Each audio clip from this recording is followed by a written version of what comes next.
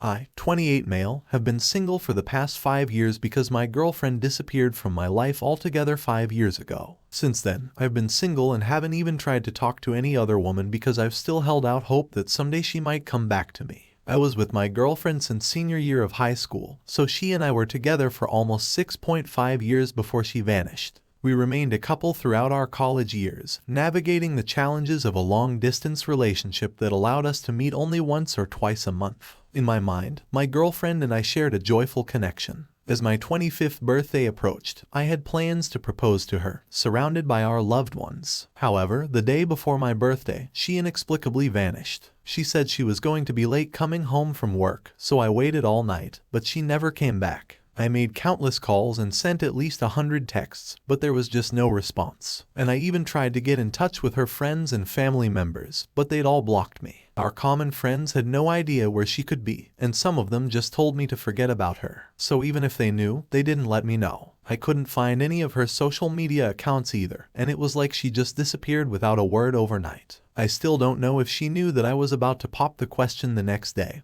or if the timing of her disappearance just lined up. But that was it. She had disappeared, leaving me helpless and powerless. Though I contemplated involving the police and filing a missing person report, I ultimately refrained because technically she wasn't missing. She simply didn't wish to be located by me. In an attempt to track her down, I created numerous fake social media accounts under various names, but my efforts proved futile. She'd probably either deleted her accounts or she was using some other name, just like me. Whatever the case was, she was untraceable. And eventually I had to give up because I was emotionally exhausted trying to look for her, despite knowing that she didn't want me to find her for whatever reason. I honestly believed that she was happy with me and she sure played the part when we were together. So instead of moving on with my life, I chose to wait for her to come back. If not to get back to me, then only so that she could at least explain what went wrong. And I could have some answers. I did try to make things work with a couple of other women and went out on a few dates, but I just find myself thinking about my ex-girlfriend whenever I was out with anyone else. I decided to halt my pursuit as the emotional toll became unbearable. For nearly 4 years, I've refrained from accepting or initiating any date invitations simply because I couldn't bring myself to do so. While I might be okay in other aspects of life, the thought of going on a date triggers the image of my ex, acting as a cautionary signal in my mind.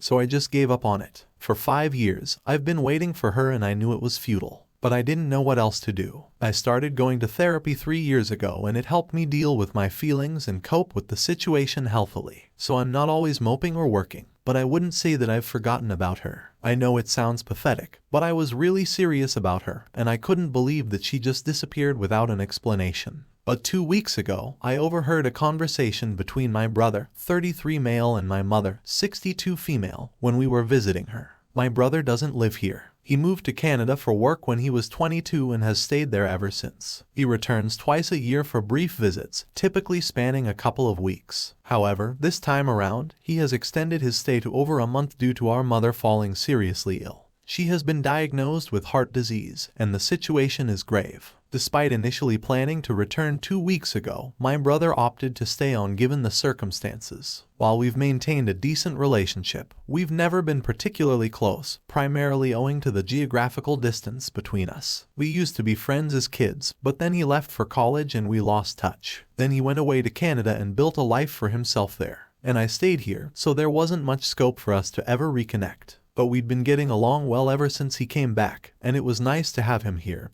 even if it was for our mother's sake. Last week, I went over to my mother's place to drop off some soup for my dad, because he'd said he'd be late, and I had a spare set of keys as well so that my mother wouldn't have to come to the door to open it. I went in quietly and was about to enter my mom's room to check up on her, but I stopped in my tracks and froze when I heard my mom and brother in there talking about my ex. My ex had a distinctive name that we believed was one of a kind. When my mom inquired about her to my brother, expressing her desire to meet her and the children, it left me certain that she was referring to my ex. My mother wished for them to visit, as her age and declining health made traveling increasingly challenging for her. My brother told her that they'd been trying to think of a way to bring them here without alerting me, and said that it's just too risky, which is why they haven't been flown in yet. As soon as my brother said that they were trying to avoid me, I was sure that this was my ex he was referring to. And for a few seconds I just stood there silently, because I couldn't make sense of what I was hearing right now. I left without a word, and once I got home, I decided to log into one of the fake accounts I'd made 5 years ago to do some digging just to confirm what I already knew. I'd always searched for my ex-girlfriend's name on social media, but never my brother, because he told me that he hated social media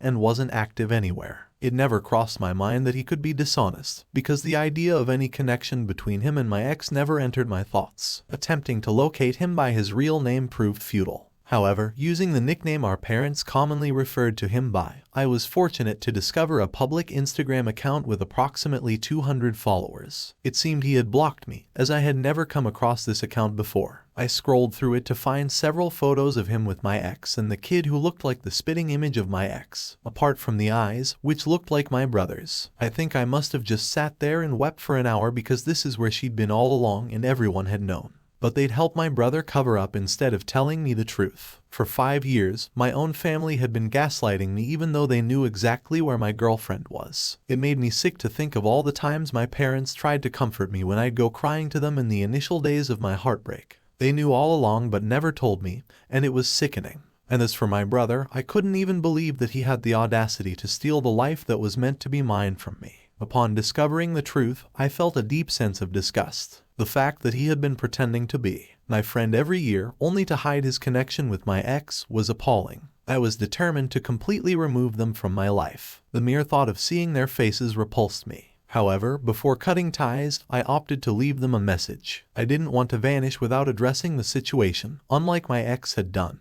I wanted them to know that I knew what they'd done, and I was never going to forgive them for it. They'd ruined my life, and for 5 years they'd refused to do anything to help fix things either. Oh, I'd also found my ex's account from my brother's account that she'd use a completely different name. So, obviously I hadn't been able to find her earlier. The funny thing was this name was one of the nicknames I used to call her way back when we first started dating.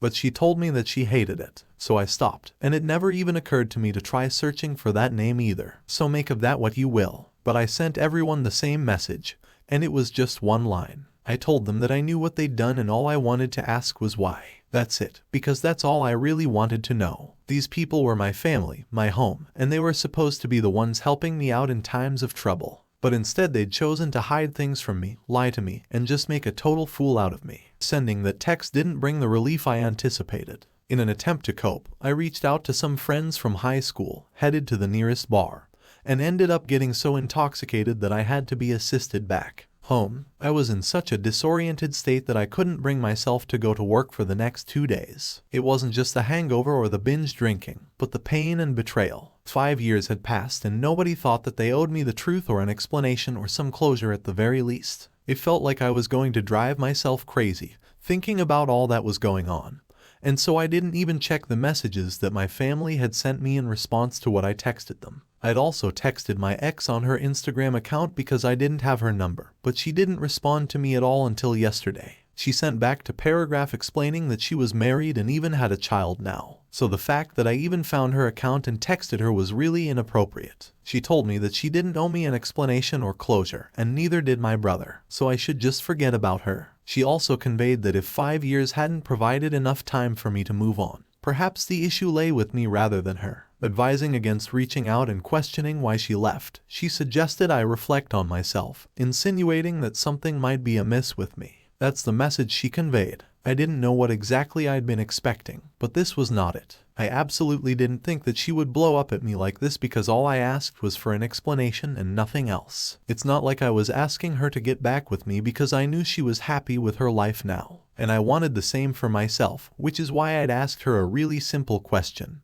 just so that I could move on myself. I didn't consider the repercussions of this, and I still don't know if I was actually wrong for asking her to explain why she'd run away with my brother instead of just coming clean to me and actually breaking up with me like a decent person. The rest of my family keeps trying to call me, but I'm not interested in talking to them. The few mutual friends we once shared are no longer a part of my life, leaving me with a lack of confidence to discuss these revelations. Consequently, I resorted to texting my ex-girlfriend after discovering her involvement with my brother over the past 5 years, following her unexplained disappearance. Update 1. A week has passed since my initial post, and I couldn't provide further updates due to being occupied with catching up on the work I had missed. I realized that even though I wasn't exactly wrong for texting my ex and asking her for an explanation, I did realize that it was all pointless. She was just a horrible human being who cheated on me with my brother despite being with me for 6 years and then left without a word to start a family with him.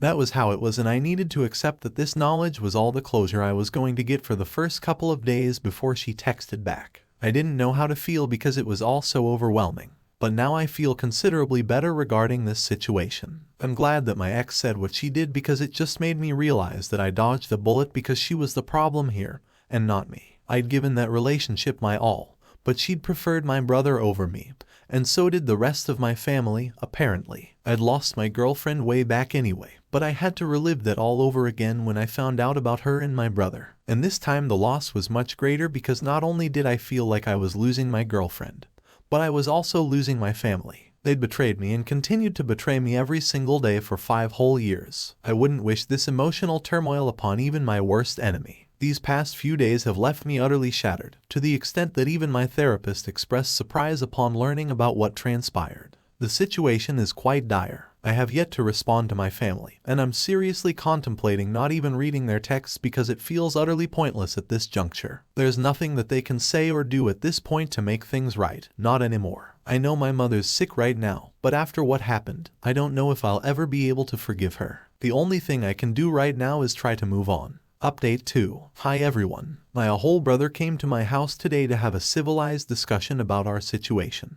That's what he said while waiting outside my house, calling me immature and juvenile because I refused to let him in.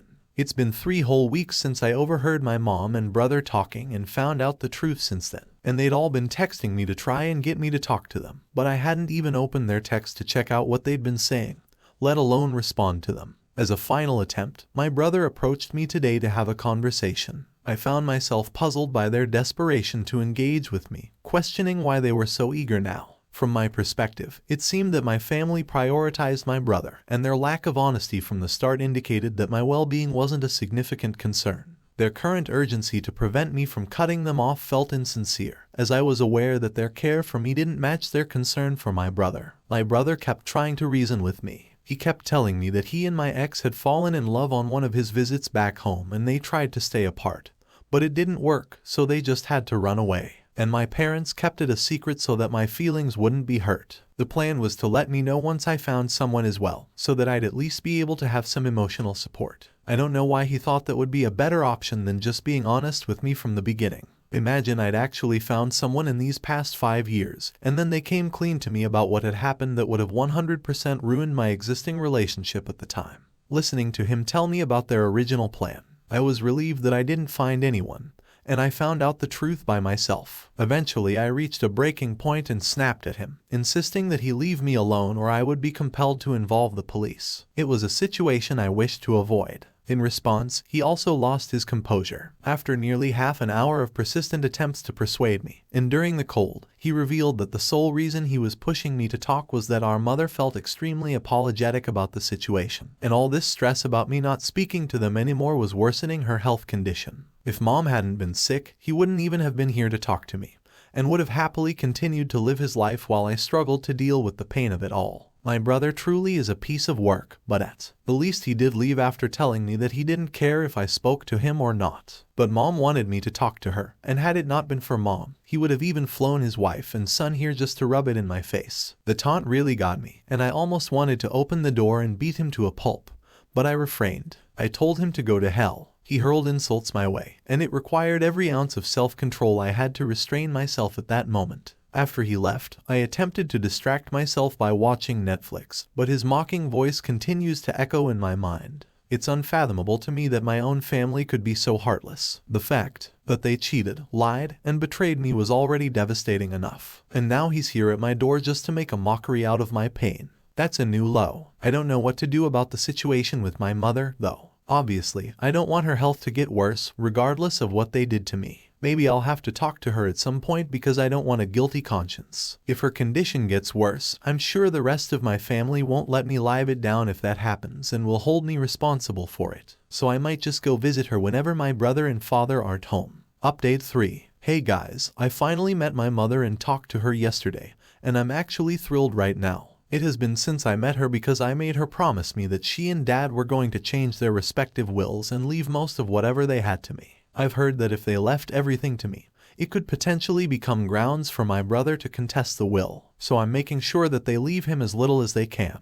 It took some effort to convince her, but I emphasized to my mother that the only condition under which I would consider maintaining contact with her was if she committed to this promise. Otherwise, she could forget about ever hearing from me again. It required a considerable push, but eventually she agreed to it. Our family lawyer is scheduled to visit the day after tomorrow, ensuring I can witness the rewriting of the wills firsthand. And guess what? This is going to be a secret that I'm going to keep for so long. My parents had kept secrets from me for my brother's sake, and now the tables were about to turn. He would know how it felt to be betrayed by your own family, just because they wanted to favor one brother over the other. It's manipulative and cruel of me, but they didn't spare my feelings when they were all covering up my brother and girlfriend's affair. So I don't think I owe them any kindness or compassion at all. Not a single one of them. It's significant too because my parents are relatively well off, and it's a considerable amount of money that we're talking about here. It finally feels like I got him back, and I got him back good. People think living well is the best revenge, but this comes kind of close to, if you ask me. Yesterday when I met my mother, I was skeptical about what was going to happen, and I didn't really have a plan as such. I didn't know what to expect, but at least my brother and my father weren't home.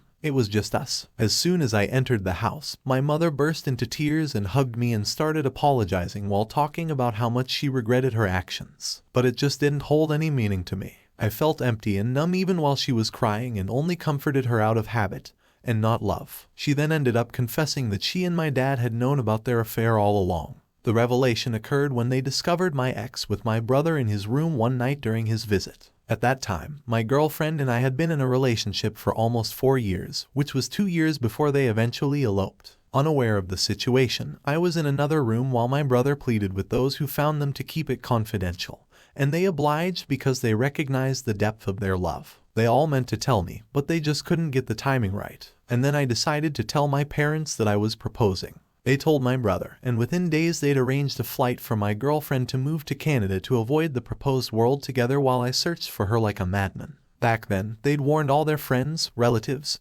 and literally anyone who was likely to talk to me to never speak of my ex's whereabouts, and that was how they made sure I never got to know. I must say that my family was quite impressive when it comes to acting, and I'd nominate them all for Oscars if I could because they played the perfect parents, comforted me day and night, and pretended to be there for me and behind my back. They attended my brother's wedding and their baby shower, and would often take vacations, which just meant that they were going to visit my brother and my ex, but would then Photoshop themselves into other locations since just before me. The extent to which they went to deceive me was extreme and utterly insane. My mother, now admitting the truth, hoped for my forgiveness. However, instead of feeling more understanding, I found myself even more frustrated and outraged. Expressing my discontent, I made it clear to her that if she genuinely wanted to make amends, she would have to alter her will. It just popped into my head when she was telling me all about this secret life, and I knew that even if I didn't have the emotional support system I wanted, I could at least demand monetary compensation. So that's what I did. And soon enough, I'll be entitled to 90% of whatever my parents have, and my brother will end up with nothing. It's evident that I'll completely sever ties with him. I conveyed this to my mother as well, emphasizing that she's the only person I'm willing to maintain contact with solely due to her illness. While she wasn't pleased with my decision, she should consider it a blessing that I even agreed to speak with her, considering the extent of the betrayal I've experienced from them. Although I might change my mind later, I don't know. All I do know is that my brother and ex deserve each other, and I deserve better. So that's what I'm going to know. To look for now. Better. I don't need any closure from either of them anymore. I'm done.